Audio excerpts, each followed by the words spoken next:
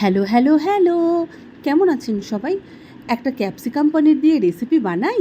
বাড়িতে ছিল অনেকখানি ক্যাপসিকাম, কি করব মাথায় এলো ঝটপট একটা রেসিপি, খানিকটা ইউটিউবও দেখা।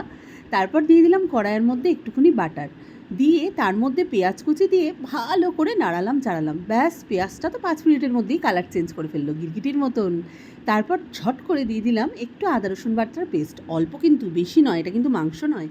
এবার আদা রসুন বাটাতে দিয়ে ভালো করে কষালে তারপরে দিয়ে দেবো অল্প একটু টমেটো কুচি আর কাঁচা লঙ্কা কুচি, ব্যাস আর কি, নাড়াচাড়া নাড়াচাড়া করে একটু ফ্রাই করে নেবেন ভালোভাবে। নেওয়ার পর দিয়ে দেবো মশলা। মশলা আবার গাদা গাদা নয় কিন্তু, সব কিছু এক চিমটি এক চিমটি, 1 চিমটি হলুদ গুঁড়ো, 1 চিমটি কাশ্মীরি লঙ্কা গুঁড়ো, আর 1 চিমটি গরম মশলা গুঁড়ো। কাশ্মীরি লঙ্কা গুঁড়োর জায়গায় আপনারা ঝালও ব্যবহার করতে পারেন, ঝাল লঙ্কা গুঁড়ো। তারপরে দিয়ে দিলাম অল্প একটু নুন, ব্যাস আর কি, ভালো করে এটাকে একটু ফ্রাই করে নিলাম। বাড়িতে ছিল 200 গ্রাম পনিরের প্যাকেট, সেটাকেই গতি করার জন্য তো এই রেসিপিটার কথা ভাবা। তারপর ভালো করে গ্রেট করে নিয়ে কড়াইয়ের মধ্যে দিয়ে দিলাম। তারপর আর কি ভালো করে আবার কষাতে থাকলাম। যত ভালো পুর তত ভালো এই রেসিপিটার টেস্ট। পনির নেই, কোনো অসুবিধা নেই, আলুর পুর করে নিন, আলুর পরোটার মতন করে। তারপর দিয়ে দিলাম ওপর থেকে অল্প একটু ধনেপাতা কুচি, ব্যাস আমাদের পুর রেডি।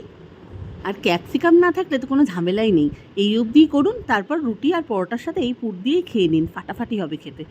আর আমার তো ক্যাপসিকাম ছিল, ক্যাপসিকামগুলোকে মাঝখান থেকে ফালি দিয়ে নিয়েছি, সব সিডস বার করে নিয়েছি। এবার ক্যাপসিকামের মধ্যে পুরগুলো ভরে দেবো, ওপর দিয়ে দেবো অল্প একটু চিজ, বাড়িতে ছিল তাই, নয়তো আলাদা করে আমি মোটেও কিনিনি।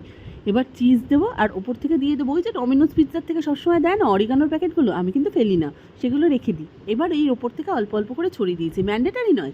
দিয়ে ব্যাস এয়ার ফ্রায়ারের মধ্যে ঢুকিয়ে দিলাম 185 সেন্টিগ্রেডে 8 থেকে 10 মিনিট ফ্রাই করে নিলাম। বাড়িতে এয়ার ফ্রায়ার নেই, সেটাতেও চাপ নেই।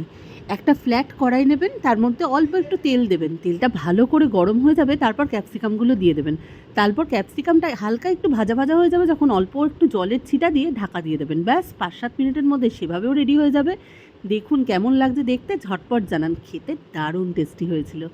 ইচ্ছে হলে বানিয়ে ফেলুন।